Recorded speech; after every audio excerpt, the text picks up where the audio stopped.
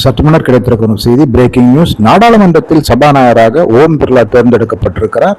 காங்கிரஸ் கட்சி மற்றும் எதிர்க்கட்சிகளின் சார்பாக கொடிக்குன்னில் சுரேஷை சபாநாயகர் வேட்பாளராக அறிவித்ததால் தேர்தல் நடந்தது. அந்த தேர்தல் வாய்ஸ் ஓட்டாக, அதாவது குரல் வாக்கெடுப்பு மூலமாக நடந்ததிலே ஓம் பிர்லா வெற்றி பெற்றதாக இடைக்கால ஸ்பீக்கர் அறிவித்தார். அதனால் ஓம் பிர்லா மீண்டும் சபாநாயகர் நியமித்தார். சென்ற பாராளுமன்றத்திலும் ஓம் பிர்லா தான் சபாநாயகர் இருந்தார் என்பது குறிப்பிடத்தக்கது. இந்த பாராளுமன்றத்திலும் அவர் சபாநாயகர் இருப்பார். காங்கிரஸ் கட்சியை பொறுத்தவரை ஜனநாயக மரபுகளையும் மாண்புகளையும் காப்பதற்காக எதிர்க்கட்சியாக வேட்பாளரை நிறுத்தியதாக சொல்லியிருக்கிறார்கள்.